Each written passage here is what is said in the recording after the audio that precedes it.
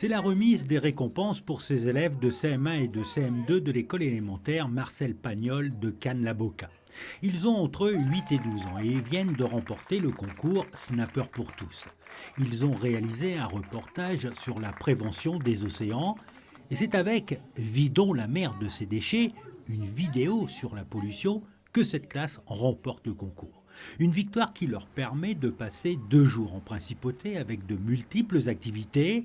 Au programme, la visite de Monaco et son musée océanographique et surtout une sortie en mer avec l'association SOS Grand Bleu pour une découverte de mammifères marins à bord du Santo Sospir. Et forcément, des rêves plein la tête. C'était merveilleux et à un moment on a vu des dauphins qui étaient en bas du bateau, on avait eu tous un peu peur, mais après ça allait. J'ai appris déjà qu'il fallait protéger la nature, les océans, les mers, tout ça, qu'il ne fallait pas faire n'importe quoi avec nos déchets. Autre temps fort pour ces élèves, une randonnée palmée avec Pierre Frola pour découvrir les richesses sous-marines ou encore la rencontre et des échanges sur la pêche artisanale avec Eric Rinaldi, le dernier pêcheur monégasque.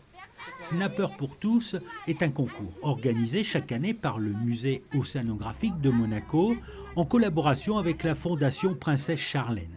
Il s'adresse aux élèves des établissements scolaires des Alpes-Maritimes situés dans les quartiers défavorisés ou encore aux élèves en situation de handicap. Pour cette 5e édition, 150 élèves représentant 8 classes ont participé à ce concours. Et cette année, la marraine était Marie Tabarly, la fille d'Éric Tabarly, elle aussi concernée par l'environnement. J'ai la chance de marrainer après d'autres écoles, je peux pas non plus dire que c'est mieux que les autres, c'est à chaque fois différent et c'est à chaque fois une grande joie.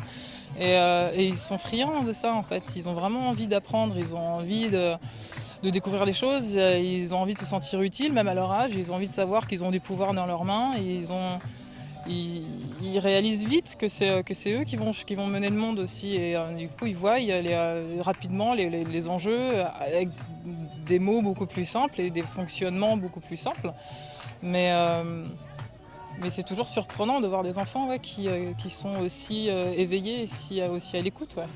Et pendant ces 2 jours d'immersion, ces enfants ont été sensibilisés à la beauté de l'environnement marin, mais aussi à sa fragilité, et ont mieux compris l'impact de l'homme sur les océans.